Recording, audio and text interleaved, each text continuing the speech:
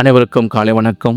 இந்த நாள் இனி நாளாகட்டும். அயர்லாந்து தேசத்திலே கடற்கரை ஓரத்தில் ஒரு அழகான வீடு. அந்த வீட்டில் மூத்த பிள்ளையாக பிறந்தார் ஏமி கார்மைக்கேல். அவருடன் பிறந்தவர்கள் 7 பேர். குட்டி பிள்ளைகள் எல்லோரும் அடிக்கடி கடற்கரைக்கு சென்று விளையாடுவார்கள். ஏமி கார்மைக்கேல் பயங்கர வெள்ளை.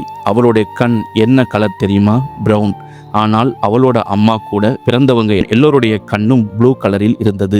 ஏமி அம்மா கிட்ட எனக்கு மட்டும் ஏன் பிரவுன் கலர் கண் என்று கேட்டாள். ஏசப்பா உன்னை விசேஷமா படைச்சிருக்காங்க, இது ஏன் என்று இப்ப தெரியாது, ஆனால் ஒரு நாள் அது உனக்கு புரியும் என்றார்கள்.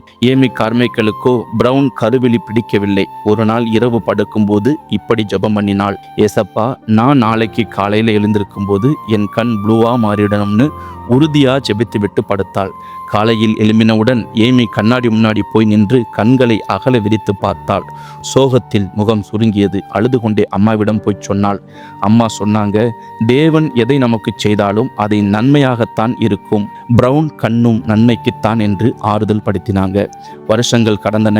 ஏமி கார்மைக்கேல் இந்தியாவில் உள்ள பெண் பிள்ளைகளுக்கு நிகழும் கொடுமைகளை குறித்து கேள்விப்பட்டாள். நம் நாட்டின் மீது பாரம் கொண்டு நம் நாட்டிற்கே சேவை செய்யும்படி வந்தாள்.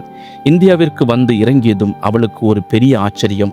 இந்தியர்களின் கண்கள் அவருடைய கண்களைப் போலவே இருந்தது. ஓ, நான் தாயின் வயிற்றில் இருக்கும்போதே ஆண்டவர் என்னை இந்தியாவில் ஊழியம் செய்யும்படி முன் குறித்ததால் எனக்கு இந்தியரை போலவே கண்களை தந்துள்ளார் என தேவனை துதித்தார். என் அன்புக்குரியவர்களே, கர்த்தர் தெரிந்து கொண்டவர்களின் செயல்களும் அவர்களது சகல விஷயங்களும் எங்கே கர்த்தர் உபயோகிக்க விரும்புகிறாரோ அதற்கேற்றார் போல் காணப்படும். கர்த்தர் சவுலை ராஜாவாக தெரிந்து கொண்ட பொழுது நடந்த அடையாளங்கள். கர்த்தருடைய ஆவி உன்மேல் இறங்குவார்.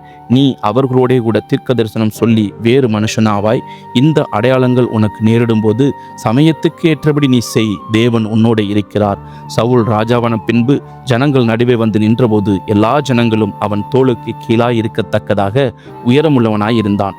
அப்பொழுது சாமுவேல் எல்லா ஜனங்களையும் நோக்கி, கர்த்தர் தெரிந்து கொண்டவனை பாருங்கள், சமஸ்த ஜனங்களுக்குள்ளும் அவனுக்கு சமமானவன் இல்லை என்றான். அப்பொழுது ஜனங்கள் எல்லோரும் ஆர்ப்பரித்து ராஜா வாழ்க என்றார்கள். 1 சாமுவேல் 10:6-24. இன்றும் உங்களை பார்த்து கர்த்தர் சொல்கிறார், கர்த்தர் எதற்காக என்னை அழைத்திருக்கிறாரோ அதற்குரிய சகல அடையாளங்களை உங்கள் பேச்சில், உங்கள் சாரத்தில், உங்கள் நடைமுறை பழக்க வழக்கங்களில் ஏற்படுத்துவார். ஏமி அம்மையார் நம் நாட்டில் வந்து சேவை செய்தது அயர்லாந்து தேசத்தில் சிறுமியாயிருந்த போதே அவ்விதமான அடையாளங்கள் காணப்பட்டது. அதை போலவே உங்கள் எதிர்காலத்தின் திட்டத்திற்காகவே உங்களை அழைத்தவர் நீங்கள் அறிந்து கொள்ளும்படியான அடையாளங்களை உங்களில் ஏற்படுத்துவார். பயப்படாதே, உன்னை பேர் சொல்லி அழைத்தேன், நீ என்னுடையவன் என்று ஏசாயா 43:1 சொல்லுகிறது. தேவன் சகலத்தையும் நன்மையாகவே செய்வார். இப்போது உங்களுக்கு இருக்கும் நிலைமை எப்படி இருந்தாலும் அதை மகிழ்வாய் ஏற்றுக்கொள்ளுங்கள். உங்களை உண்டாக்கின ஆண்டவர் உங்களை குறித்து பெரிய நோக்கம் வைத்துள்ளார். எல்லாம் நன்மையாகவே முடியும். நீங்கள் ஆசீர்வதிக்கப்படுவீர்கள். கர்த்தராகிய இயேசு கிறிஸ்துவை நீங்கள் விசுவாசியுங்கள், அவர் உங்கள் வாழ்வை மாற்றுவார். நீங்கள் குறையா எண்ணிக்கொண்டிருக்கிற காரியங்களை நிறைவாய் மாற்றுவார். அப்படி மாற்றக்கூடிய ஒருவர் கர்த்தராகிய இயேசு ஒருவரே. கர்த்தராகிய இயேசு கிறிஸ்து தாமே உங்களை ஆசீர்வதிப்பாராக. இந்த நாள் இனிய நாள் ஆகட்டும்.